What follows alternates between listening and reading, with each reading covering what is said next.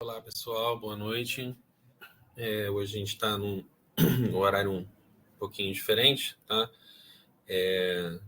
Eu tive um compromisso mais cedo, então a gente só pude marcar com vocês hoje às 8 horas, tá? Vocês conseguem ver a tela, me ouvem direitinho? Ninguém respondendo no chat aí, obrigado. Tá? Então a gente vai começar com a nossa última parte teórica, tá? Com a aula de hoje, vocês vão conseguir fechar a atividade 3, né? E, consequentemente, dar início à atividade 4. Bom, a atividade 4 eu ainda não coloquei para vocês no Classroom, tá? Mas foi proposital. Estava esperando um pouco eu ter pelo menos a atividade 1 totalmente finalizada. E, além disso, pelo menos essa primeira parte da atividade 2 finalizada também, onde vocês vão ter a entrega, né? Que hoje é o último dia, né? Para vocês entregarem, né? Vocês podem entregar aí até meia-noite, que é quando se encerra. Houve um novo prazo para a entrega da atividade 1, no qual ocorreu a perda de 20% da nota já para quem estava entregando atrasado, tá? E na atividade 2 terá a mesma situação. Entretanto, a atividade 2, quem não entregar hoje vai perder já de cara 30%. Ou seja, ela vai valer 70% para quem entregar no segundo prazo. Tá? Provavelmente o segundo prazo eu devo abrir para entregar como eu fiz na primeira atividade, no final de semana, nesse próximo final de semana. Portanto, é bom, né, entregar até hoje, final do dia, né, para não ter nenhuma perda nesse sentido. Né? Mas quem não entregar vai ter vamos colocar entre aspas, segunda chamada, só que essa segunda chamada ela tem sempre um valor menor. Né? Um valor menor. E isso vai ser mantido durante o curso até o final. Né? Então, em relação à atividade 4, eu queria que vocês tivessem fechado pelo menos a atividade 1 e 2. Então, por isso que eu ainda não coloquei a atividade 4, mas eu já vou preparar para enviar para vocês pelo menos no início da semana que vem. Tá? Lembrando que a atividade 4 eu vou liberar para ser feita em grupo. Tá? E a minha ideia é que na semana que vem a gente possa conversar sobre essa atividade 4, além de a gente conseguir ver os gabaritos da atividade 1 e 2 que eu vou disponibilizar para vocês. Tá bom? Bom, nesse sentido, a gente começa aqui com a aula, tá? Se alguém tiver alguma pergunta para fazer, mas eu vou começar a passar os slides. Se alguém tiver alguma pergunta, pode fazer. Tá? Pode abrir o microfone aí e falar. Mas, enfim, a gente vai terminar essa parte teórica da nossa disciplina com análise bivariada. Tá? Bom, a análise bivariada vai ser uma etapa da análise estatística que vai estudar a relação entre duas variáveis simultaneamente. Então, a gente vai ter duas variáveis, ou duas linhas, ou duas colunas, tá? Que a gente vai estudar a relação entre elas. Tá? E o objetivo vai ser identificar ou verificar se há uma associação entre essas variáveis. Tá? E aí a gente pode caracterizar esse tipo de associação, ou esse tipo de relação. Tá? Intensidade, direção e por aí vai. A gente pode fazer inicialmente a associação entre variáveis qualitativas, tá?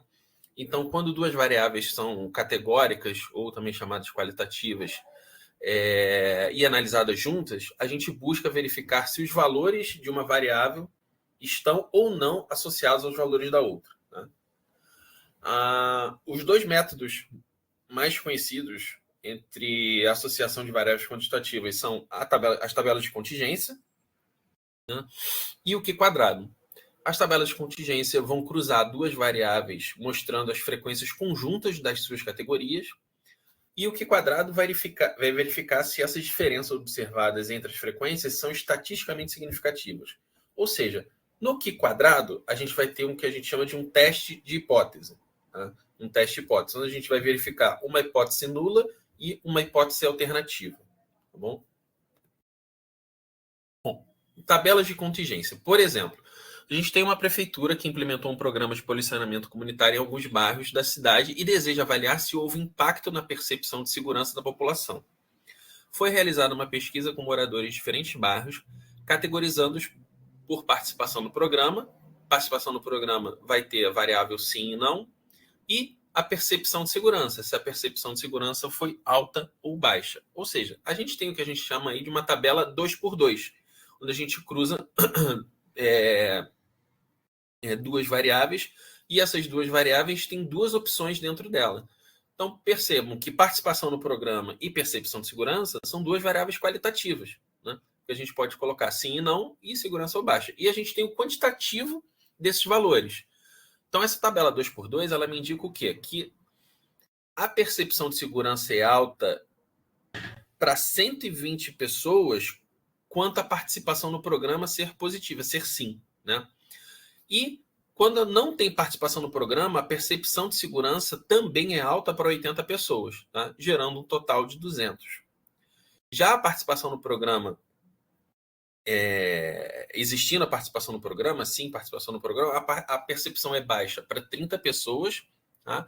E quando não tem participação no programa, a percepção é baixa para 70 pessoas. Basicamente, a gente tem 150 pessoas falando que participaram do programa, né, sim, e 150 que não participaram. No total, a gente tem 200 pessoas que acharam a percepção é alta e 100 pessoas que acharam que teve uma baixa percepção em relação à segurança, tá? Ao aumento de segurança. Bom, então, entre os que participaram do programa, a gente pode dizer que 80%, ou seja, 120 sobre 150, relataram uma alta ou alta percepção de segurança. Entre os que não participaram do programa, apenas 53,3%, arredondando aí, né, que é 80 dividido por 150, relataram alta percepção de segurança. Então, participar ou ter a participação no programa, ele influencia ou não na percepção da segurança? Tá? Pelo percentual, a gente acredita que sim, né? Mas existem métodos para a gente poder calcular isso de uma forma, vamos dizer assim, quantificável. Tá? Que, nesse caso, numa tabela de contingência, é o Q². Tá? O tipo de tabela que a gente tem anteriormente, ele permite aplicar esse teste para a gente verificar se a percepção de segurança é estatisticamente significativa ou não. Tá? Ou seja, se pode ser atribuída a participação no programa e se não é o acaso essas respostas que a gente viu. No caso anterior aqui, esses 80%. Tá? Então, a gente tem que na hipótese nula as variáveis são independentes e nas hipóteses alternativas existe associação entre essas variáveis. Tá? Ou seja, a independência ela vai sempre na hipótese nula. Tá? A minha negação no meu estudo, ela sempre vai na hipótese nula. Tá certo? Para a gente calcular esse Q², a gente vai fazer um somatório, né, que vai ser o valor observado, ou seja, a frequência observada, ou seja, o que a gente tem de fato na nossa tabela, voltando aqui anteriormente, vai ser o 120, o 30, o 80 e o 70, tá? Menos o valor esperado, ou a frequência esperada ao quadrado, dividido pela frequência esperada. Né? O que é essa frequência esperada? Essa frequência esperada é aquela frequência que a gente calcula assumindo que essas variáveis são independentes, que uma não tem influência ou não tem associação com a outra. Tá certo? Então, calculando o resultado do teste quadrado para os dados da tabela de contingência anterior, entre participação no programa e percepção de segurança, a gente vai ter duas hipóteses. Na hipótese nula, as variáveis são independentes, ou seja, como eu falei, negação na hipótese nula. A percepção de segurança não está associada à participação no programa.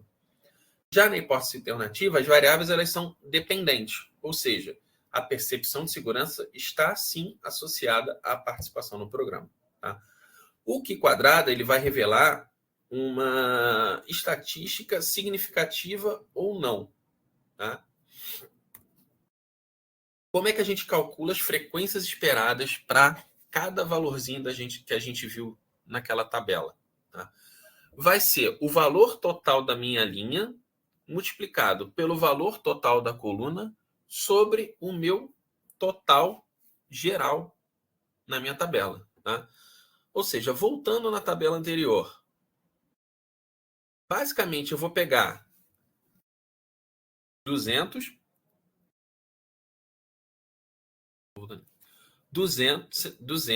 né? Que é o total da coluna, vezes 150, que é o total da linha. Tá?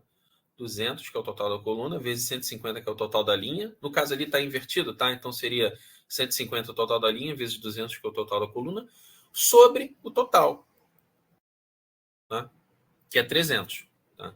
Então, o meu valor esperado ali, para minha percepção sim e alta, né? Claro, é 100. Ou seja, o valor esperado ou a frequência esperada que eu teria nesse percepção alta com participação no programa sim, ao invés de 120, deveria ser 100, assumindo independência entre essas variáveis.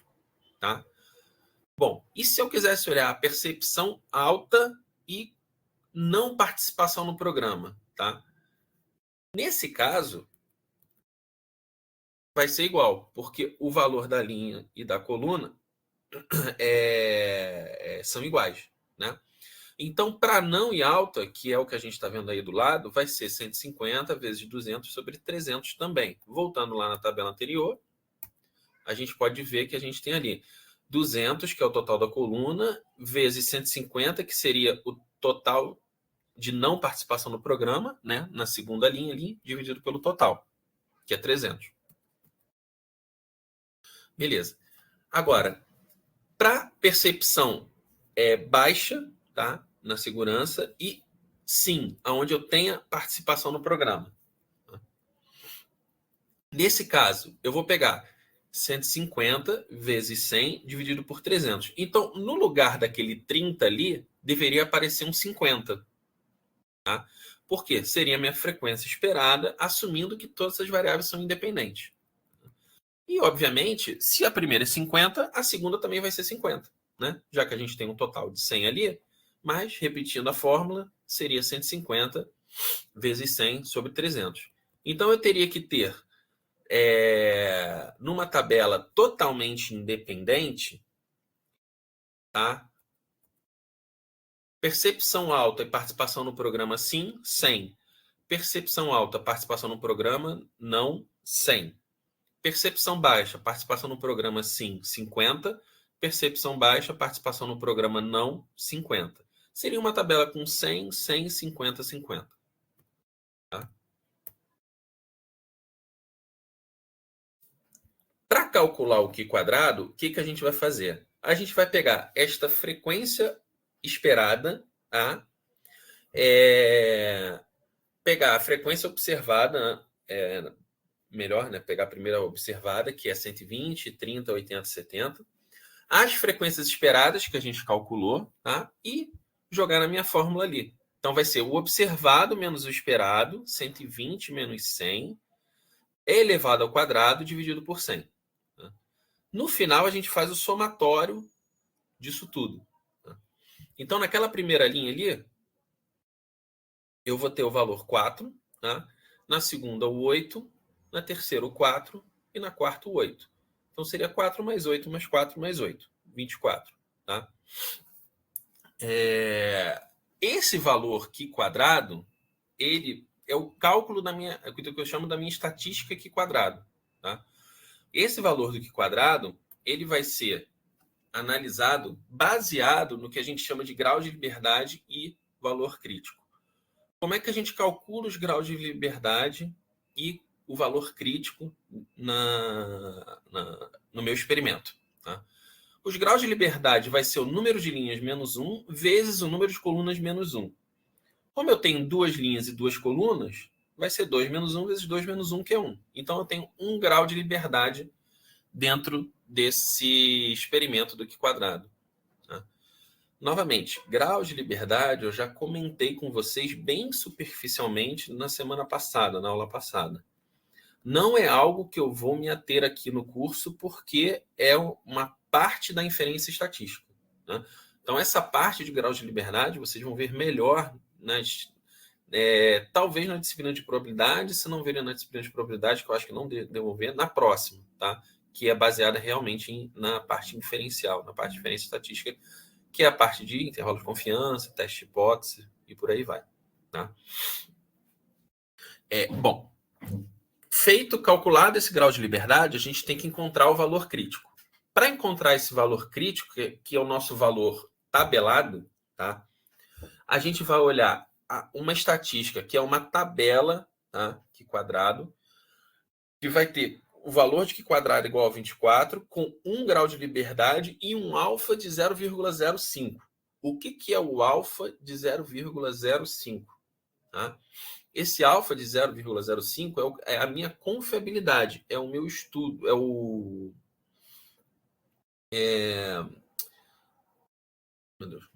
é a minha confiabilidade, tá? São os meus 5% que eu aceito de erro dentro do meu estudo.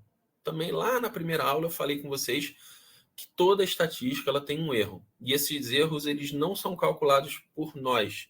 Eles já são controlados, porque eles já são basicamente tabelados. Tá? Então você tem erros para distribuição normal, você tem erros para distribuição T-student, você tem erros para distribuição F. Tá? Isso são tudo coisas também que vão ser faladas mais à frente. Tá? Não é o objetivo aqui, até porque vocês estão iniciando a pós-graduação agora. Essa é a primeira disciplina de estatística que vocês estão tendo. Tá? Mas é só para vocês entenderem assim, pelo menos, nem que seja superficialmente, o início, né? Para saber que isso tudo tem por trás uma base estatística que a gente chama de a parte de inferência estatística, a parte inferencial. Tá?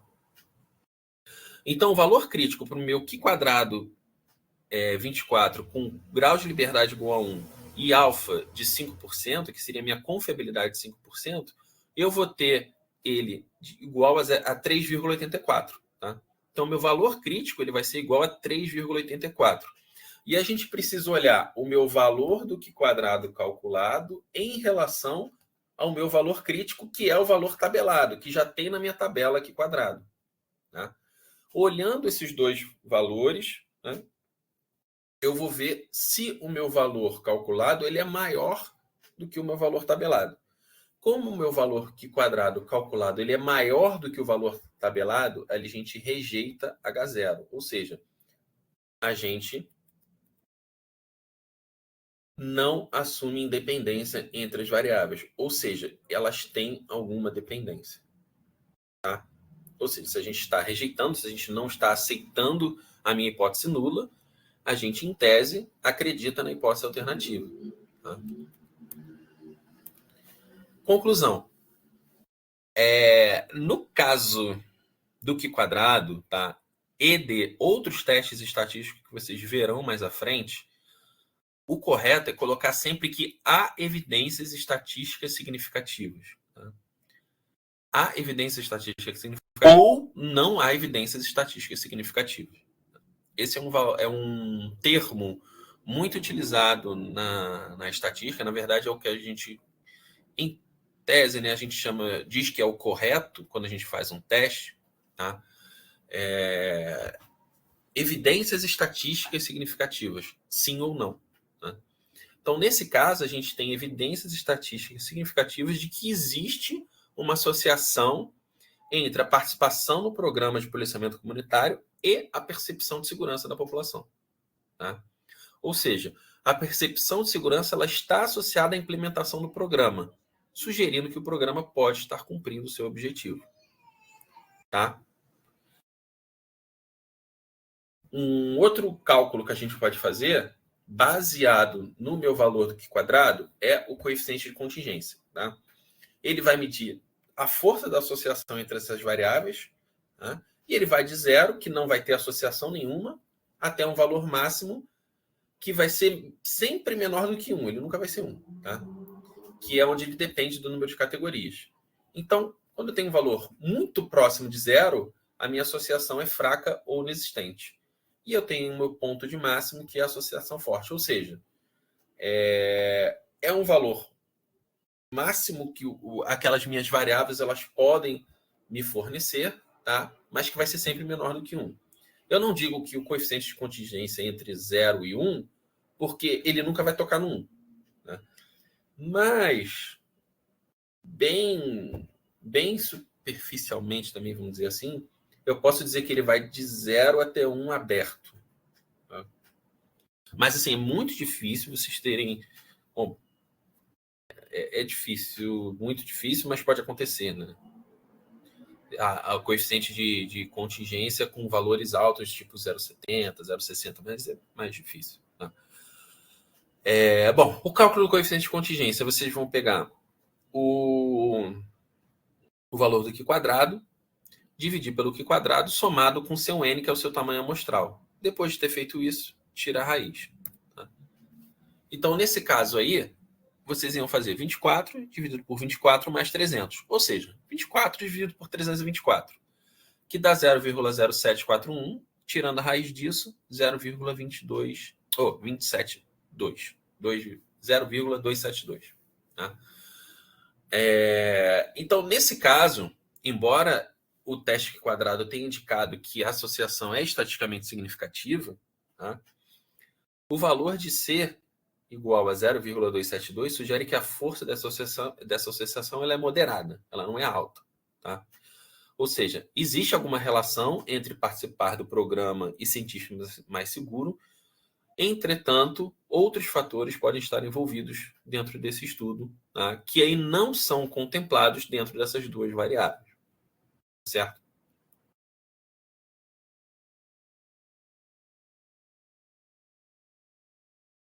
Perguntas? Se vocês quiserem me parar para falar alguma coisa, é só abrir o microfone aqui que eu volto, tá, gente? Estou voltando aqui para ver se tem alguma pergunta no chat para poder continuar. Tá? Eu sei que essa parte de associação, tá, de análise bivariada, para quem nunca trabalhou com dados quantitativos, com estatística, ela é mais complicada, mas vocês têm a facilidade da aula estar gravada, então vocês podem voltar e assistir de novo, além de apostilas e materiais na internet que vocês podem buscar à vontade aí, e outros vídeos também em relação a esse tipo de conteúdo, tá? Dentro da estatística. Bom, outro tipo de associação que a gente pode fazer é entre variáveis quantitativas, ou seja, entre duas variáveis quantitativas. Tá? E aí aqui eu acho até mais simples do que a associação entre variáveis qualitativas. Tá? Então, para a gente poder entender ou avaliar a associação entre duas variáveis quantitativas, a gente tem duas maneiras que são as mais utilizadas para poder fazer isso. Primeiro, que é o gráfico de dispersão. O gráfico de dispersão ela é uma análise visual das duas variáveis, também é chamado de scatter plot. Tá? Ele vai, dentro de um único gráfico, me mostrar se essa associação ela é forte, não, se ela é positiva, negativa ou nula. Tá? E temos também a correlação linear, que é medido pela correlação de Pearson. É um valor que varia entre -1 e 1, tá? E ele vai medir o grau de associação linear entre essas duas variáveis quantitativas. E é mais fácil de entender do que a tabela de contingência, apesar da fórmula ser um pouquinho mais complicada. Tá? Bom, então o grafo de dispersão, que também é conhecido como diagrama de dispersão, ele vai mostrar visualmente a relação entre essas duas variáveis quantitativas. Cada ponta no gráfico vai representar o par de valores observados, tá? Então, os pontos que seguem uma linha reta indicam forte correlação E padrões positivos, negativos ou inexistentes, eles podem ser observados. Então, por exemplo, a gente tem aí um gráfico onde a gente tem a renda bruta mensal e o percentual da renda gasto em saúde, tá? No Brasil em 2015. Isso aqui são dados fictícios, tá? Eu elaborei esse gráfico, fui eu mesmo que elaborei esse gráfico com valores aleatórios, tá? Só para a gente entender, e eu fiz uma meu Deus, uma tendência de queda aí proposital, tá? Por quê? A gente olha no eixo X e vê a renda bruta mensal das famílias, tá? 0, R$ 1.000, R$ 2.000, 3.000 até 10.000. E no eixo Y, o percentual de gasto dessas famílias com saúde. Tá? Então a gente percebe que a família que ganha R$ 1.000 gasta ali mais do que 8% em saúde. Tá? Fica ali entre 8 e 10. A família que ganha ali basicamente 1.500 gasta um pouco menos de 8. A família que ganha 2.000 gasta 8%. Que ganha 2.500 gasta ali 8% também em média. Só que quando esse valor da renda bruta vai aumentando, esse percentual vai diminuindo. Né? Então, famílias que ganham ali 7, 8, 9 mil reais têm um gasto ali em torno de 6% na saúde. Né? Até chegando ali o ponto de máximo, o valor máximo do Y aí, do X aí, que é de 10 mil reais, onde vai beirando ali aos 4%, um pouquinho acima ali dos 4%.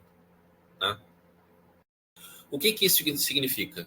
Que quem ganha mais gasta percentualmente menos do seu salário com saúde. O que isso poderia revelar para a gente? Tá? Bom, primeiro que as pessoas que têm uma renda menor, de repente, não têm tanto acesso a condições básicas de higiene, como uma água potável, tá? Alguma coisa nesse sentido. Tá? E que também pessoas que tendem a ganhar mais podem contratar um plano de saúde, e aí já tem mais ou menos ali aquele percentual básico que vai ser gasto com saúde, tá? Que não precisa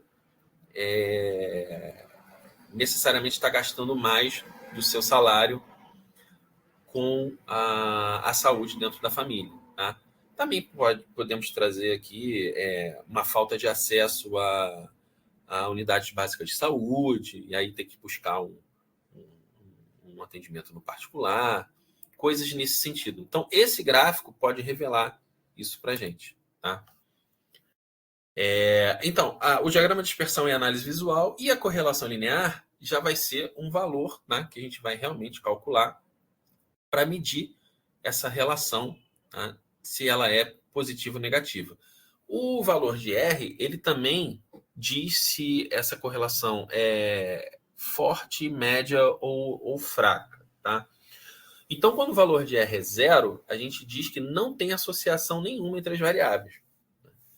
Quando o valor de R for 1, a correlação ela é perfeita positiva, e quando o valor de R for menos 1, ela é uma correlação perfeita negativa. Tá? Bom, aí aqui a gente tem a intensidade do coeficiente de correlação linear de Pearson. Tá? O correlação, eu não falei, mas ele vai ser denotado por Rzinho, tá? Se R minúsculo. Tá? Existem algumas maneiras, na literatura existem algumas maneiras diferentes de se avaliar essa intensidade do coeficiente de correlação linear, tá? Mas basicamente, tá? Quando a gente tem esse gráfico aí, é o que eu, pelo menos, mais vejo ser utilizado. Tá? 0 é correlação nula. Quando a gente vai ali para a direita, entre 0 e 0,7, a gente tem que uma fraca correlação positiva. E quando vai de 0,7 até 1, a gente tem uma forte correlação positiva. Quando ela bate em 1 certinho, é a minha correlação perfeita positiva. Já para o lado da esquerda, para os valores negativos, de 0 até menos 0,7, fraca correlação negativa, menos 0,7 até menos 1, forte correlação negativa, e quando tem exatamente igual a 1, correlação perfeita negativa. Tá? Vão ter livros, vão ter outros artigos, materiais publicados, tá? Apostilas que não trabalham com esse tipo de avaliação, assim, de interpretação, de intensidade da correlação linear. Por exemplo, tem gente que coloca entre 0,9 e 1, que é uma correlação muito forte. Entre 0,8 e 0,9, uma correlação forte. Entre 0,7 e 0,8, uma correlação, entre aspas, aparentemente forte. Tá? E por aí vai. E tem gente que já diz que acima de 0,5 a correlação é forte. Entre 0,5 e 0, entre 0 e 0,5 e entre 0,5 e 1. Tá? Para a gente aqui, a gente pode utilizar esse que está nos slides. Tá? Entre 0,7 e 1, entre 0 e 0,7, tá? Mas se vocês também utilizarem outra, desde que indiquem a fonte, não tem problema, tá? A grande questão é, se não colocarem da onde que está tirando a interpretação do coeficiente linear de Pearson, aí fica mais complicado, tá? Mas, assim, segundo o livro tal, sei lá, segundo o Bussab Moretin, o ano lá, 2015, por exemplo, a correlação de 0,85 ela é uma correlação muito forte. Beleza, tá? Não tem problema, tá? Aceito. Tá? O importante é, nesse caso, como existem algumas interpretações diferentes que eu já vi, tá? Aí afora da correlação linear, citada onde está sendo tirado essa interpretação de vocês em relação ao coeficiente linear de Pearson. Tá certo? Bom, e esse aí é o cálculo do coeficiente de correlação linear de Pearson. Tá? Então, vocês vão fazer o somatório dos valores menos as médias, depois dividir pela raiz do somatório dos valores menos as médias ao quadrado. Tá? Uma coisa que não tem aqui nos slides, mas eu queria comentar com vocês. Correlação, eu acho que tem até no final, mas tudo bem. O correlação linear, tá? Ele não indica causalidade. Tá? Não é porque tem correlação forte que uma causa a outra. Tá? Isso é um erro muito comum, uma dúvida muito comum das pessoas interpretando, né, o coeficiente de correlação linear. Tá? E existem também o que a gente chama de correlações espúrias, que são aquelas variáveis que a gente sabe que não tem nada a ver uma coisa com a outra, mas elas têm uma correlação forte, muito alta, tá? Muito alta mesmo, tipo 0,99, 0,98, tá? Algo assim que a gente sabe que uma coisa não tem nada a ver com a outra, mas a correlação é alta. Tá? Então, um caso, né, muito comum que é citado na estatística do supermercado que fez o estudo de correlação e ele viu que tinha uma correlação alta de venda entre fraldas e cervejas. E aí colocou as fraldas no mesmo estande das cervejas para ser vendido, né? Ou as cervejas no mesmo estande, não, perdão, na mesma prateleira das fraldas. Tá? Mas essa é uma correlação que, assim, a gente pode considerar que é espúria. E aí tem outras correlações espúrias, assim, tipo, o número de filmes em que o Mel Gibson é o ator principal tem forte correlação com afogamentos. Era alguma coisa assim. Tá? Se vocês pesquisarem, todas essas correlações, né, que vocês colocarem na internet, né, correlação espúria, vocês vão ver esses exemplos que eu tô falando para vocês. Tá? Vocês podem pesquisar depois, vocês vão ver que tem coisas assim que a gente sabe que realmente não tem nada a ver, que são coisas totalmente independentes, tá? E que tendem a ter uma correlação muito forte, tá? E ao longo de vários anos. Né? Bom, continuando aqui. Um exemplo sobre correlação linear. Suponha que o pesquisador deseja analisar se existe uma associação linear entre o investimento público por aluno e a nota média no Enem em diferentes estados brasileiros. Então, a gente tem em 5 estados o investimento por aluno e a nota média no Enem nesses estados. Tá?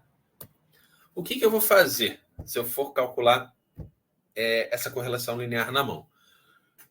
Eu vou aumentar essa minha tabela, tá? Onde eu vou ter que calcular a média do investimento e a média das notas, tá? Que aí vai ser o meu X barra e o meu Y barra. Eu estou chamando ali o investimento de X e a nota de Y, tá certo? A média do investimento é 6.000 e a nota média dos estados é 558. Tá? Então, na minha próxima coluna, eu posso fazer o valor que eu tenho menos a média de X barra e multiplicar pelo valor que eu tenho da nota menos a média Y barra. Então, basicamente, para eu encontrar aqueles 76.000 ali que eu tenho no estado A, o que eu fiz? Eu fiz 4.000, que é o investimento de X, menos 6.000, vezes 520, que é a nota de Y, menos 558. E aí deu 76.000. Feito isso para todos os estados nessa coluna, lá embaixo eu faço o somatório. Tá? Eu calculo um total ali de 180.000. A segunda coluna que eu faço para calcular a correlação, para poder encontrar os valores naquela fórmula. Eu vou pegar o valor, né, que eu tenho de X, que é 4.000, menos 6.000, que é a média de Y, e elevar ao quadrado. Fazendo isso, vai dar 4 milhões. Tá? Se fizer para o estado B, vai ser 5.000 menos 6.000 elevado ao quadrado. Vai dar 1 milhão. É ali na segunda linha do xi menos x barra ao quadrado. E a outra coluna, eu vou fazer a mesma coisa, só que para nota. Né? Então, para eu achar aquele 1.444 ali, eu vou fazer 520 menos 558 elevado ao quadrado. Para achar o de baixo, 324, eu vou fazer 540 menos 558 elevar ao quadrado. E aí, no final, eu faço o somatório dessas duas colunas também. Tá? Então, a x menos x barra ao quadrado dá 10 milhões e y menos y barra ao quadrado, 3.280. Então, resolvendo esses cálculos, eu tenho um resumo das informações ali, que são as informações que eu utilizo para calcular o meu coeficiente linear de Pearson, tá?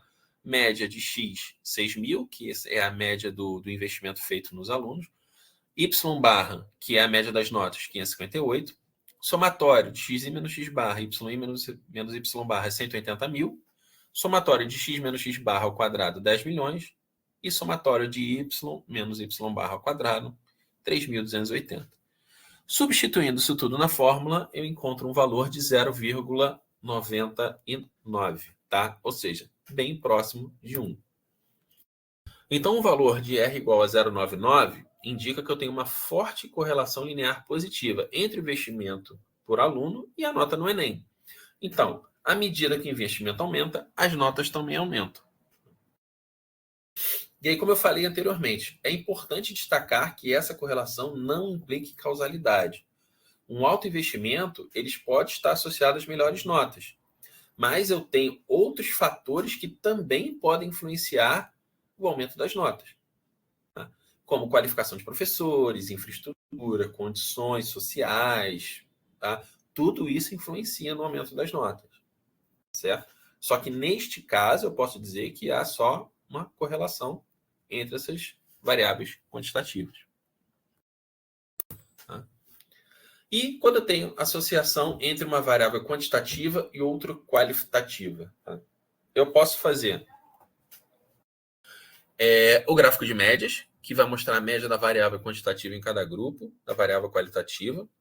O gráfico de perfis, que as linhas que conectam as médias as linhas vão conectar as médias entre os grupos, né? Facilitando a visualização dos padrões. E o boxplot comparativo, que permite comparar a distribuição de uma variável quantitativa entre dois ou mais grupos categóricos. Né? O boxplot a gente já viu até na aula passada. Ele indica para a gente a distribuição dos meus dados e também indica para a gente a existência ou não de valores discrepantes naquela distribuição. Tá? Então, o gráfico de médias também é chamado de gráfico de barras de médias. Tá? vão representar graficamente a associação entre uma variável quantitativa e uma qualitativa. Né? Uma variável qualitativa vai definir os grupos ou categorias, pode ser sexo, região, tipo de escola, e uma variável quantitativa que você quer comparar entre esses grupos, que pode ser salário, nota, tempo de espera, por aí vai. O gráfico de médias vai mostrar para cada categoria da variável qualitativa a média da variável quantitativa correspondente. Ele é usado quando se pretende comparar médias entre dois ou mais grupos ou quando se deseja resumir informações numéricas por categorias. Né?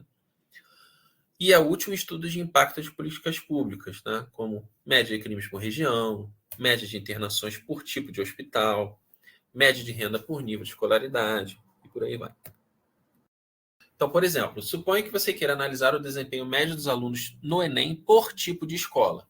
Então, a gente tem um tipo de escola ali, que é pública ou privada, e a nota média no Enem, 510 e 620. 510 pública, 620 privada.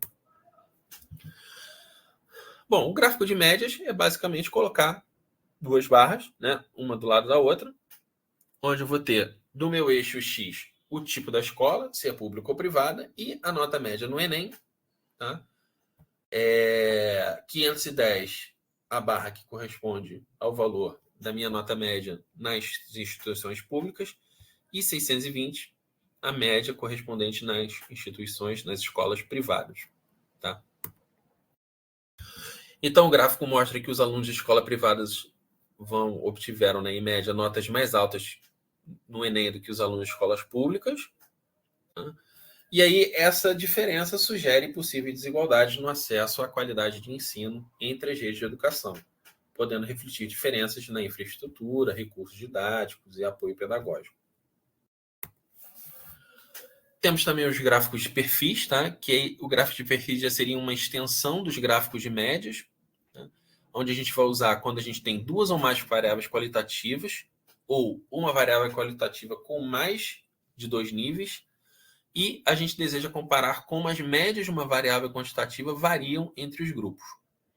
Então, em vez de barras nos gráficos das médias, como nos gráficos de média, a gente vai utilizar as linhas, tá? E vamos colocar essas linhas se conectando com os pontos médios das categorias. Né? Então, ele vai ser útil para comparar padrões ou tendência entre grupos distintos. Então, se as linhas são paralelas, os grupos têm padrões semelhantes. E se as linhas se cruzam ou divergem, né? Isso vai indicar que a gente tem iteração ou diferença nos padrões. Tá? Então, eles são utilizados muito em análise de variância, que é a nova, também é um tema que vocês vão ver mais à frente durante o percurso do curso. Né? E estudos de políticas públicas, como avaliar se o efeito de um programa educacional muda conforme o ano escolar e verificar se a evolução de renda média difere entre regiões. Opa, desculpa. Tá. Então, por exemplo, imagine que você está analisando a nota média do Enem, que é uma variável quantitativa, por ano escolar, primeiro, segundo e terceiro ano, e por tipo de escola, tá? Pública ou privada. Então, aí a gente acrescentou mais informações, né? A gente tem um ano escolar, tá? A escola pública e privada e as notas médias dos Enems, primeiro, segundo e terceiro ano. O que o gráfico de perfis faz? Ele vai traçar as médias do primeiro, do segundo e do terceiro ano. Tá? A gente tem aí na linha amarela as notas da escola pública, na linha laranja as notas das escolas privadas, tá? No eixo X os anos escolares e no eixo Y as notas médias no Enem. Então, ao invés de barras, a gente coloca as linhas e essas linhas se conectando. Né?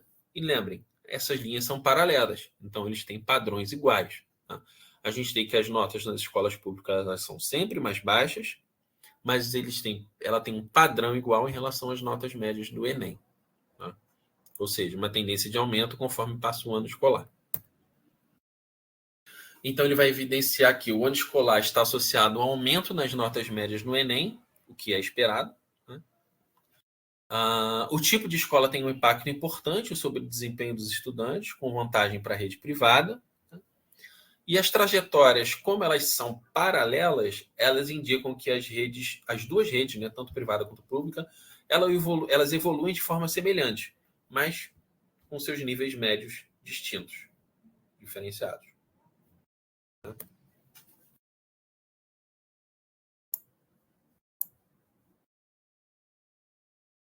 Deixa eu voltar aqui. Bom, gente, alguma dúvida, alguma pergunta? Vocês querem falar alguma coisa?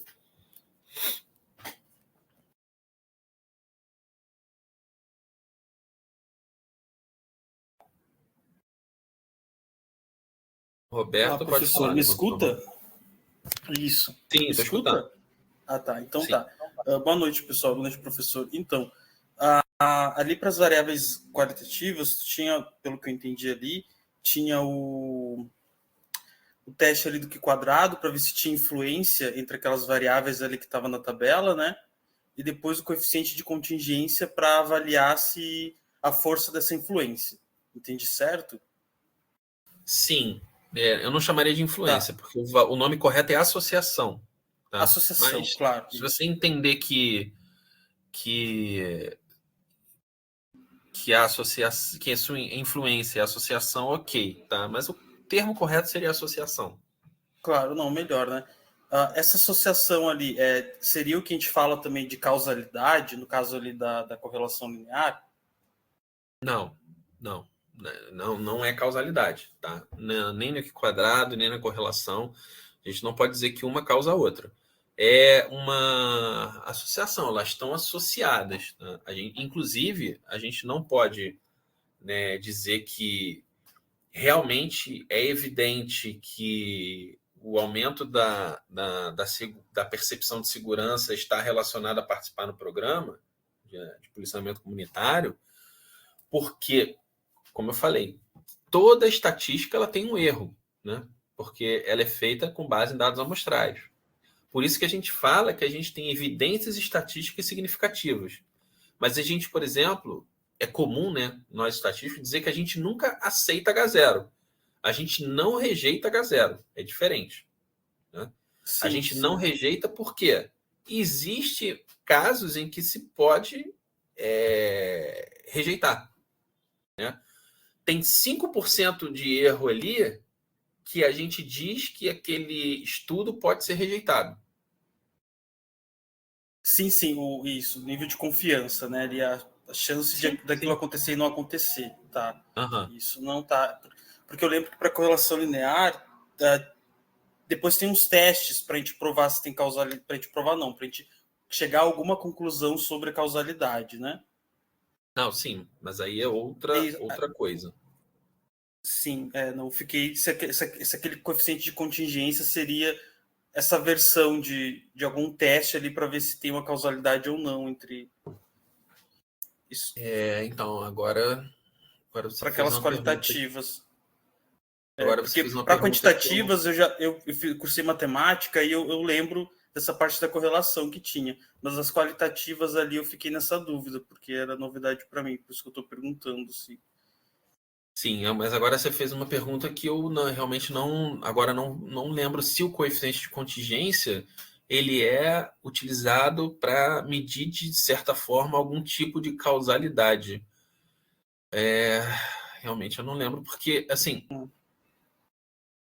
eu não lembro de terem falado isso para mim algum dia, ou ter lido isso em algum lugar, entendeu? Uhum, Mas é. Eu estou pode perguntando, ser. professor, porque eu sou professor aqui no Instituto Federal aqui do Aham, Mato Grosso, né? E eu quero aproveitar que eu estou fazendo o curso, até talvez fazer desse trabalho de conclusão, eu sou professor de matemática, né? Que é uma questão que tem toda defasagem, o desempenho dos alunos está muito ruim. De fazer essa pesquisa com os alunos do curso que eu dou aula, né? De elencar ali, dar vários fatores de rotina deles, de, sei lá, a situação socioeconômica, para avaliar isso, se tem alguma influência no desempenho deles escolar, né? Eu tenho essa uhum. curiosidade, eu quero aproveitar tudo e fazer isso junto. É por isso que eu estou perguntando, porque as tabelas ali que tu mostrou pareceu muito com a ideia que eu estou tendo de fazer essa pesquisa, preencher esse formulário e fazer essas avaliações de se tal característica tem influência, sei lá, aluno da zona rural, da zona urbana, aluno, enfim. É por isso que eu estou perguntando, assim, mas posso... Sim. Assim, essa questão do coeficiente de contingência, eu realmente não lembro de ter lido em algum lugar, não, que se seja algum tipo de mensuração de causalidade, tá? Eu não lembro, mas eu não vou te afirmar que não é agora, porque, sei lá, pode ser e eu estava dizendo que não é, entendeu? Mas eu realmente não lembro de ter visto, mas eu acho que não. Teria que dar uma pesquisada, tá? Tá bom, obrigado, professor. Então, o Igor está falando que não lembra de ter lido isso no livro do Spiegel. O Spiegel é o livro que trata, é o mais conhecido, né? Que trata de estatísticas não paramétricas, que ele fala desses testes todos, né? Aí ele até aprofunda em outros testes, tem teste da binomial, testes de normalidade, né? Testes para identificação de distribuição, frequência. Eu realmente não lembro de ter visto. Assim, se não tem no livro do Spiegel, eu acho que realmente não é, não. Vamos lá. Tem algumas perguntas aqui. A Bárbara perguntando como faço uma tabela no RStudio. Então, Bárbara, na atividade 1, não, perdão, atividade 1. Na atividade 3, eu não lembro de ser necessário construir a tabela para resolver a questão. Bom, a questão de correlação, com certeza, você pode criar os dois vetores e pedir a correlação, né? Mas para você construir uma tabela no RStudio, eu vou fazer o seguinte: eu vou subir no Classroom um material que eu tenho básico de R, tá? Básico, básico mesmo. Assim, montei esse material até há algum tempo, do qual ele ensina, né, em slides, obviamente, né, como ir baixar o programa, instalar na máquina, até coisas um pouquinho mais avançadas, como o que são vetores, arrays, gráfico e construção de gráficos, alguns gráficos. Tá? Eu vou colocar lá porque isso vai te ajudar a construir tabela no RStudio. E aí é só você pegar lá o código e adaptar para ver a resolução. Né?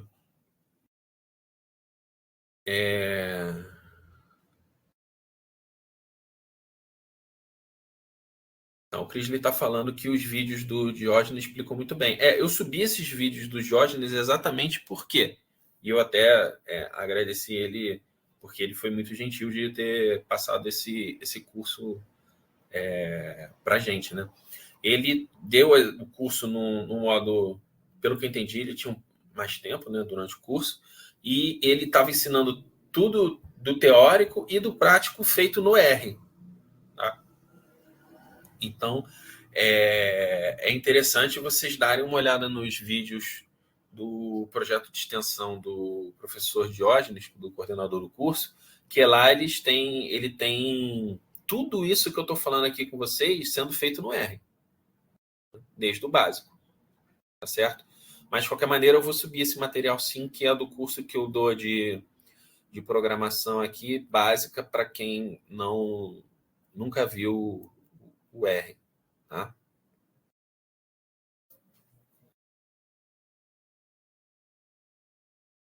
Mais alguma dúvida, perguntas?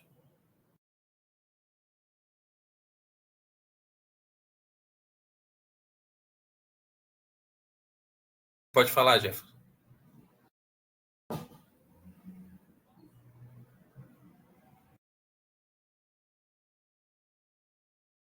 O Jefferson levantou a mão, mas eu não estou ouvindo, ele está digitando. Ah, tá.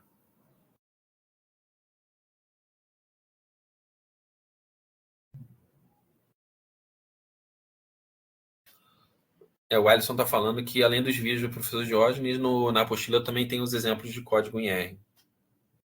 Mas, assim, Bárbara, você pode... Essa parte de construção de gráficos do R, você pode mandar para mim no Classroom, tá?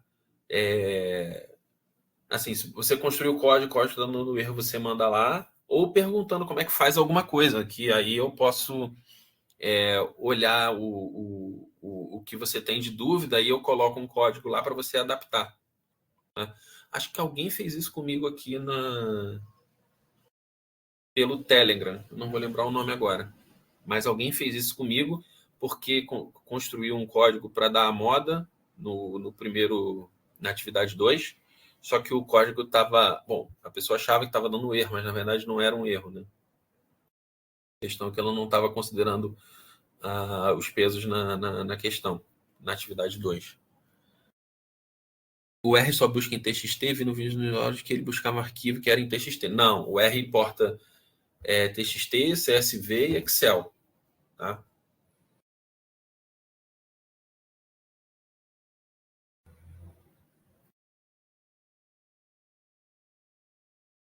Foi Miriam. Miriam tá falando aqui que fui eu. Ela construiu um código para moda, né? E aí estava retornando um NA, mas só tinha uma redundância no código, não tinha nada muito... Não tinha, o código eles não estava errado, só tinha uma redundância que podia ser retirada, né?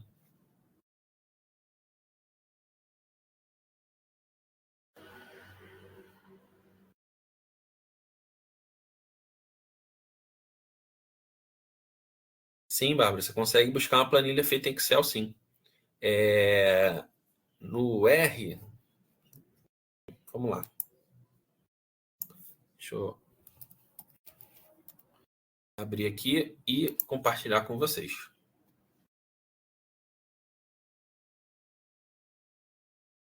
Para mostrar que vocês não precisam... Na verdade, não precisa nem buscar via código, né? Tem um point click ali no canto que você pode importar. Deixa eu compartilhar minha tela no R. Peraí, deixa eu só... Oi, me escuta? Sim.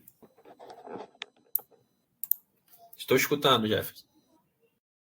Beleza. Não, só queria tirar uma dúvida aqui, que eu finalizei aqui o trabalho para entregar, mas só que tem um ponto que me chamou muita atenção, não sei se está correto ou não.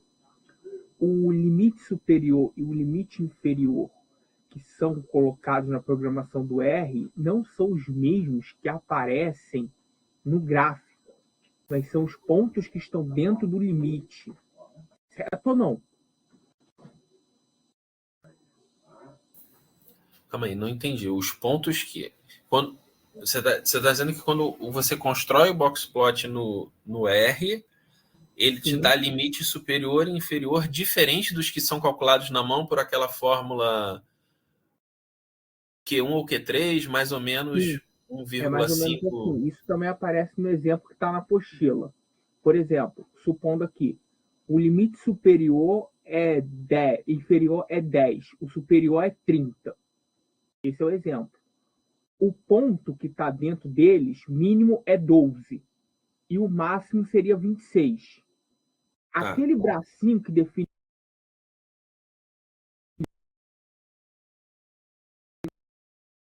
Não, peraí, picotou, não ouvi. O finalzinho não ouvi. Assim, imagina o boxplot. Não, é que eu não vi o bracinho. final. Você ouvi você falar até o 12, 30 e 26. Beleza. Imagina o boxplot. Aham. A caixa e aqueles dois bracinhos que saem. Que está Sim. em cima é um outline, que está embaixo outro. Vamos supor que na conta o limite inferior deu 10 e o superior deu 30. Supondo. Mas o braço. Não. O ponto que está dentro deles, o menor, é 26. Supondo. Foi? Até aí? Supondo. Foi? Até aí? Se eu conseguir entender? Beleza. O final. Olha, eu tô conseguindo ouvir que você fala que você tem limite nos bigodes do Boxplot, limite inferior 10, limite superior 30. Dentro do seu conjunto, o seu Sim. mínimo é 12, o seu máximo é 26, mas depois disso eu picotou de novo. Fora o outline. O outline não conta. O Não tem bigode, ele outliers, não tá? vai no 10, ele vai no 12. No 10, ele vai no 12. E o bigode superior, ele não vai no 30, ele vai no 26.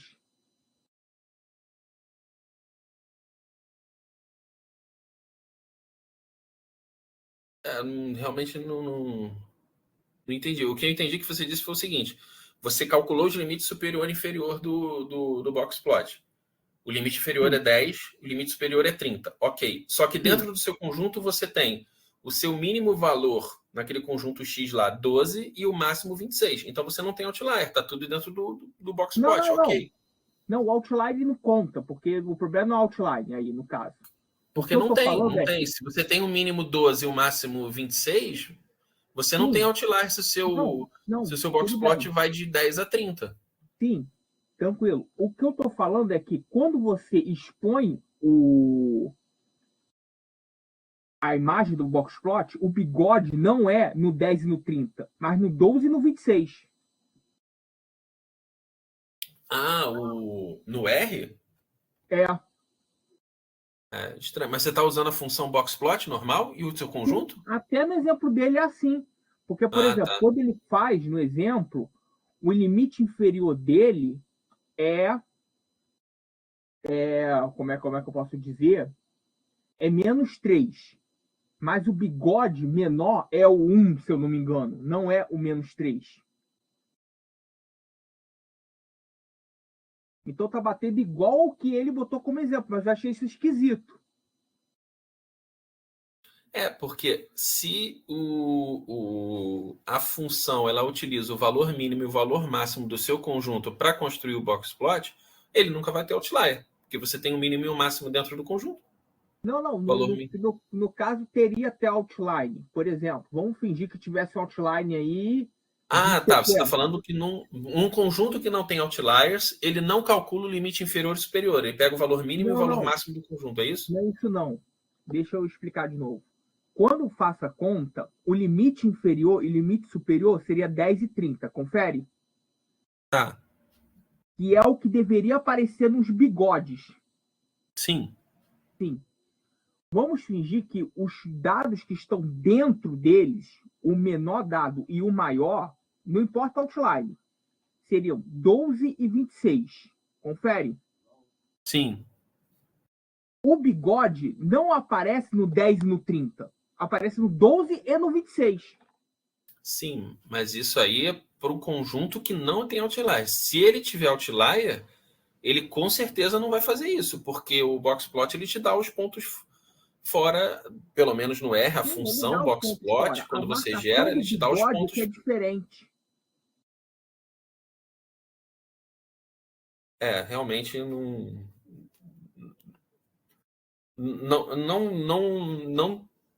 Se for sempre isso, né? Pode acontecer isso em alguns exemplos. E aí o exemplo que eu imagino é que seja que não tenha outlier. Posso até conversar depois com o Diógenes sobre essa parte na apostila para falar dessa questão do boxplot, né?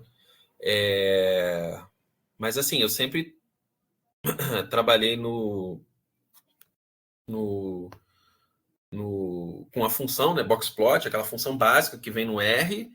E assim, nunca nem tinha reparado nisso, porque basicamente eu uso o boxplot para ver se tem outliers, mas os bigodes apresentados no boxplot são o menor e o menor valor do conjunto, antes do limite superior e o. É isso que o nosso amigo Alisson está falando. Ah, tá, tudo bem, tudo bem. Os bigodes apresentados no boxplot são o menor e do valor do conjunto, antes do limite inferior e o maior valor do conjunto, antes do Antes do limite limite superior. superior. Sim, é o que ele está apresentando. Só que é que eu não quero. Tem gente que ainda está fazendo atividade 2 e tal, mas, enfim, depois que a gente for conversar sobre a atividade 2, a gente pode trazer esse exemplo de volta para cá, porque a gente vai ver isso direitinho no desenho, né? E aí eu acho que de repente fica melhor para eu não soltar aqui o gabarito da questão antes do prazo, tá? Na função do R para dados discretos é isso. Então tem diferença para dados discretos e contínuos, Alisson? Então tá, pode ser. Então, no caso, não seria uma dúvida mesmo. Então, beleza. Ao que parece, sim. Também tô conversando com vocês aqui, descobrindo e aprendendo isso agora. Né? Não sabia que para dados discretos tinha essa diferenciação. Que basicamente a gente constrói boxplot e faz análises comparativas. Né? Eu fiquei de... abri o R aqui. Vamos lá. Quem tinha perguntado era a Bárbara, né? Deixa eu... Parei de compartilhar.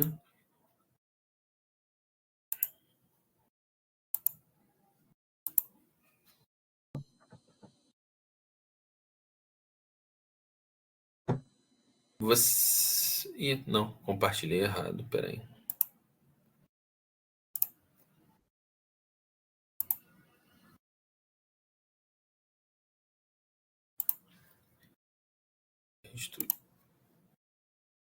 Vocês estão vendo minha tela do R aí, né? Aparecendo aí. Então, Bárbara, para você importar, você não precisa nem importar aqui escrevendo, não, tá?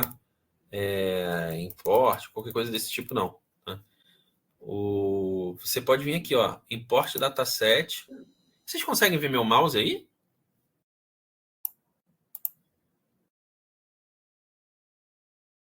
Sim, beleza. Então, import dataset, tá? E aí você pode importar texto, o Excel, ou SPSS, size, stata. E aí tu pode vir aqui, ó, importar o Excel. E aí você busca aqui no browser, né?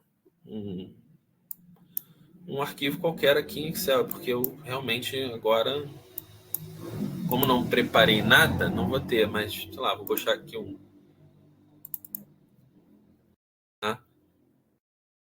Eu botei aqui um arquivo, só que esse arquivo aqui é grande, né? Botei aqui um BPC, né? E aí ele vai puxar lá as informações. Aí vocês podem ver ou podem fazer a divisão que for necessária para a questão dos caracteres, né? Tem aqui a planilha que vocês podem puxar, né? Que vai ser a planilha. Bom, se tiver uma planilha só, ele vai puxar uma planilha só, né?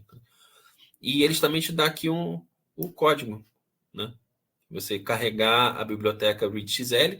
Claro, se você não tiver a biblioteca, você tem que instalar o objeto que ele está criando, tá? E aí ele usa a função read Excel, já te dá o caminho, né, de onde está sendo puxado, e a visualização do seu objeto criado, tá? Como para fazer a atividade é uma planilha pequena, você pode puxar aqui rapidinho pelo que a gente chama de point click, né? E importar. Não sei se vai ser muito rápido aqui, porque essa planilha é grande, mas eu acho que até foi. Né? Aí puxou aqui. Aí tem a planilha aqui e vocês podem trabalhar em cima dela.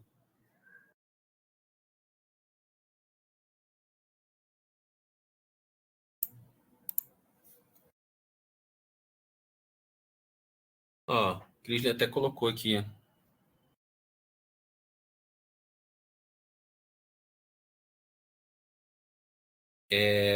O Wellington perguntando para a comportação de dados do DataSUS, Tabuin. Olha, eu acredito que sim. Acredito que sim. Acredito que você consegue puxar direto lá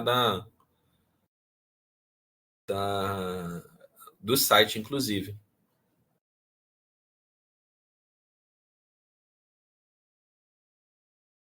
Bárbara, ajudou? Ah, beleza. De nada.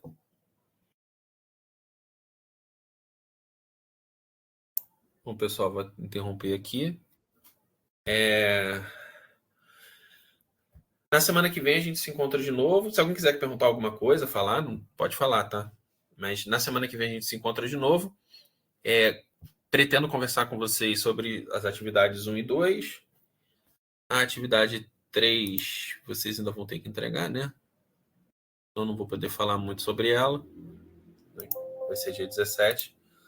Mas, fora isso, Jefferson levantou a mão de novo, pode falar? Só vou pedir um minuto aqui para botar o carregador para não cair aqui.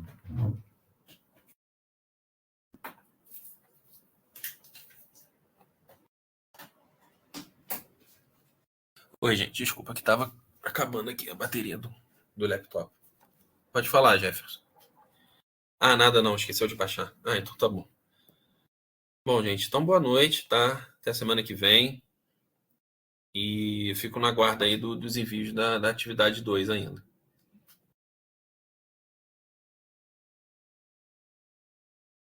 Tchau, tchau, gente. Boa noite.